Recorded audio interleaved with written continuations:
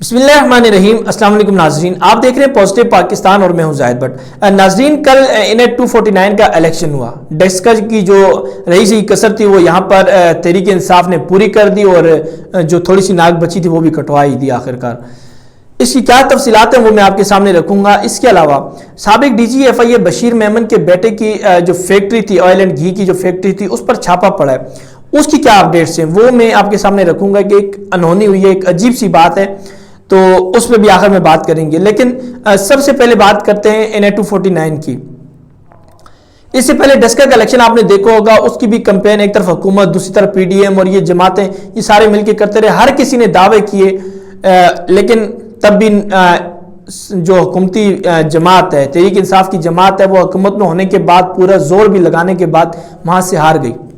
شاید انہوں نے یہ سوچا نہیں کہ ہم کیوں ہارے، اس کی وجوہات کیا ہیں، اس پہ سوچا نہیں، اور وہی نتیجہ ان کو آج، بلکہ اس سے بھی برا یا بدترین نتیجہ آج ان کو NA 249 میں دیکھنے کو ملا۔ ٹھیک ہے، نون لیگ بھی ہاری وہاں سے، لیکن تحریک انصاف کو بدترین وہاں سے نتیجہ ملا ہے۔ پہلے نمبر پہ وہاں پیپلز پارٹی آئی، دوسرے نمبر پر جو وہاں پہ نون لیگ کی جماعت آئی، تیسرے پر وہ جماعت جسے حکومت نے کالعدم قرار دیا ہے، جس کی مخالفت کرتی ہے حکومت، جس کو بین کرنے کی بات کرتی ہے، اس نے لڑا، الیکشن بھی لڑا اور لڑ کر تیسرے نمبر پہ آئی۔ حکومتی جماعت یعنی تحریک انصاف تو کسی گنتی میں بھی شمار نہیں تھی، چوتھے پہ بھی نہیں آئی، پہلا دوسرا تیسرا دور کے بعد چوتھے پہ بھی نہیں آئی، چوتھے پہ بھی مصطفیٰ کمال کی پارٹی تھی، پانچویں پہ جا کر تحریک انصاف تھی۔ اب اس کی وجوہات کیا ہیں، یہ بہت امپورٹنٹ بات اور سوچنے والی بات ہے۔ لیکن اس سے پہلے ایک ٹویٹ کا میں ذکر کرنا ضروری سمجھتا ہوں کہ طلعت حسین جو صحافی ہیں، کسی تعارف کے محتاج نہیں ہیں، قابل ہیں، انہوں نے ایک ٹویٹ کی کہ ابھی خبر آئی ہے کہ کراچی کے میں نون لیگ کی جیت سے ملک کی سلامتی خطرے میں پڑ سکتی ہے۔ اب چونکہ ہندوستان سے دوستی اور طالبان سے امن کی بات کرنے میں تحریک انصاف مصروف ہے، یعنی پی ٹی آئی کی جو گورنمنٹ ہے وہ اس میں مصروف ہے، تو اس لیے پی پی کو جیتنے کا موقع فراہم کرنا پڑ رہا ہے۔ وقت کم ہے اور کام زیادہ۔ یہ ٹویٹ کیا طلعت حسین صاحب نے۔ اب وہ اس میں کس کو نشانہ بنا رہے ہیں، یہ ہر بندہ میرے خیال سے واضح طور پر سمجھ سکتا ہے۔ اور آخری کے ان کے جو دو جملے آخر کے ہیں کہ اس لیے کہ پی پی کو جیتنے کا موقع فراہم کرنا پڑ رہا ہے، اور دوسرا جملہ کہ وقت کم ہے اور کام زیادہ، یہ میرے خیال سے وہ اس میں ساری بات واضح کر رہے ہیں کہ وہ کس کی طرف اشارہ کر رہے ہیں، وہ فوج کی جانب یا فوج کے سربراہ کی جانب یا ہماری ایجنسیوں کی جانب۔ وہ یہ الزام لگانے کی کوشش کر رہے ہیں کہ ہماری ایجنسیاں یا فوج الیکشن جتواتی ہیں یا ہرواتی ہیں، یا وہ جس کو چاہتی ہیں ووٹ اسی کے حق میں ڈال دیتی ہیں۔ یہ میرے خیال سے شاید یہ ایسی باتیں کرنے کا وقت نہیں، اور ایسی باتیں ان کو کرنے سے گریز بھی کرنا چاہیے، اور وہ صحافی ہیں تو میرے خیال سے صحافتی جو اخلاقیات ہیں ان کو نہیں بھولنا چاہیے۔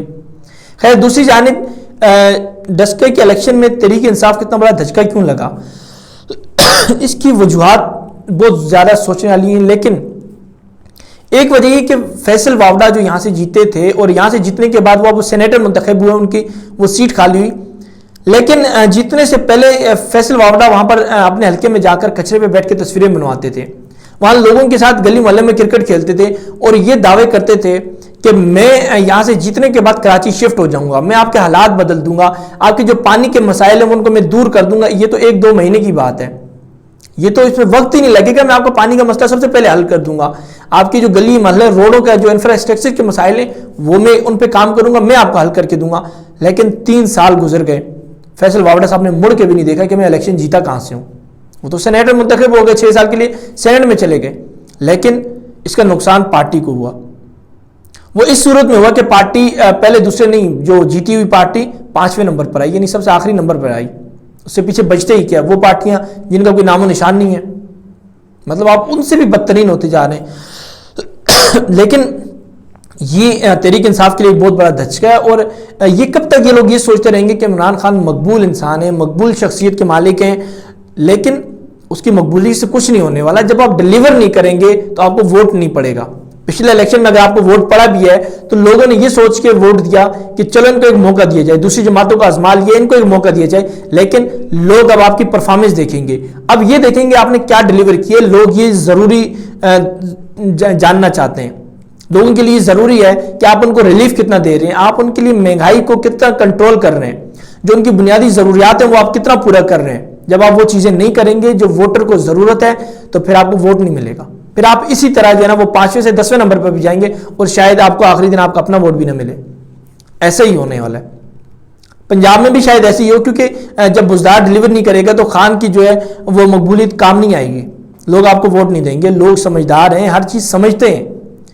یہی انہوں نے فیصل واوڈا کے ساتھ کیا ہے، جس نے بڑے بڑے دعوے کیے تھے کہ میں 1 مہینے 2 مہینے میں یہاں پہ جو ہے نا پانی کی ندیاں بہا دوں گا، نہریں آ جائیں گی یہاں پر.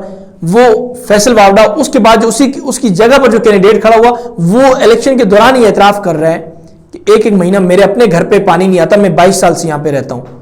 ٹھیک ہے، گزشتہ 19 سال کو نکال دیں، اب 3 سال سے ان کی اپنی حکومت ہے. جب ان کی اپنی حکومت پانی نہیں دے سکی تو گزشتہ حکومت سے یہ کیا دعوے کریں گے، ان سے کیا مانگیں گے، ان سے کیا یہ باتیں کریں گے. ایسے ہی ہوتا ہے. اب پھر اسی وجہ سے لوگوں نے ان کو ووٹ نہیں دیا. اور صورتحال یہ تھی کہ کل جو میڈیا رپورٹرز وہاں پر موجود تھے جنہوں نے ان کے مین کیمپ میں جانا تھا، وہ وہاں سے دوسرے کیمپوں میں ان کو مجبوراً جانا پڑا. ان رپورٹرز کو وجہ یہ تھی کہ ان کے مین کیمپ پہ نہ ان کے پاس ٹینٹ والا نہ ان کے لوگ موجود تھے. اور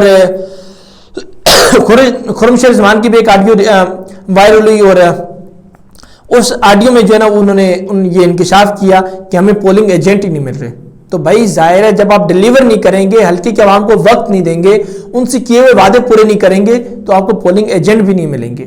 آپ کو وہاں پر کیمپ لگانے کے لیے کوئی ٹینٹ والا بھی نہیں ملے گا، آپ کو لوگ بھی نہیں ملیں گے، آپ کو کوئی سپورٹ کرنے والا تو ملے گا ہی نہیں. پھر آپ کے ساتھ یہی ہوگا. اس لیے میرے خیال سے اب بھی تحریک انصاف کا جو موجودہ جو اب بقایا وقت ہے اس میں ان کو سوچنا چاہیے. آگے کے بارے میں یہ ذہن میں رکھنا چاہیے کہ آگے انہوں نے لوگوں کو اپنی کارکردگی دکھانی ہے، کارکردگی بیس پر ووٹ لینا ہے. پہلے تو انہوں نے نعرے لگا لیے، پہلے انہوں نے یہ کہہ دیا کہ ہم انصاف دیں گے، ہم یہ کریں گے، دعوے بڑے بڑے کر دیے، لیکن تب عوام یہ نہیں جانتی تھی کہ یہ کیا کر سکتے کیا نہیں کر سکتے. لیکن اب عوام بہت اچھے سے جانتی ہے. اب عوام آپ کو آزما چکی ہے، 5 سال کی مدت دے چکی ہے. اب 3 سال گزر گئے، آگے 2 سالوں میں اگر آپ نے اب ڈیلیور نہ کیا تو پھر میرے خیال سے یہ 5ویں سے آپ 10ویں نمبر پر بھی جا سکتے ہیں. خیر، دوسری جانب ناظرین، سابق جو ڈی جی ایف آئی اے بشیر میمن ہیں، انہوں نے کچھ روز پہلے انکشافات کیے تھے قاضی فائز عیسیٰ کے حوالے سے، نون لیگ کے رہنماؤں کے حوالے سے، پھر اس کے علاوہ پیپلز پارٹی کے رہنماؤں کے حوالے سے. انہوں نے یہ انکشاف کیا تھا کہ عمران خان اور حکومت نے مجھ سے یہ کہا تھا کہ آپ ان کے خلاف جھوٹے کیسز بنائیں، مقدمات بنائیں، ان کو بند کریں.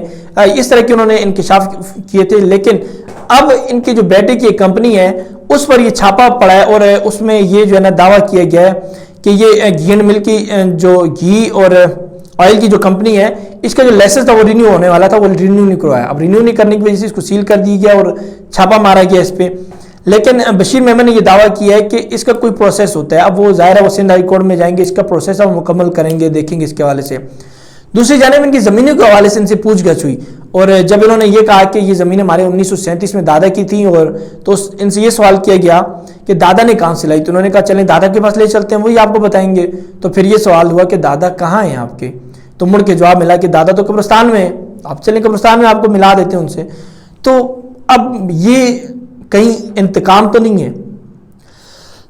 حکومت اب یہ سب کیوں کر رہی ہے، یہ ان کے خلاف اب ایکشن کیوں ہو رہا ہے جب انہوں نے کچھ دعوے کیے ہیں؟ اور اگر اس میں کچھ حقیقت بھی ہے ٹھیک ہے، قانونی چارہ جو ہونی چاہیے، قانونی طریقے آزمانے چاہیے، قانون حرکت لے اپنی، لیکن اب ہی کیوں؟ یہ بات بہت سارے سوالات جو ہے نا یہاں پر جنم لیتے ہیں. ناظرین، اس حوالے سے آپ کی کیا رائے، اپنی قیمتی رائے ضرور دیجیے گا. مزید میں آپ کو آگاہ کرتا رہوں گا. اپنا بہت سارا خیال رکھیے گا. مجھے اجازت دیجیے. اللہ حافظ.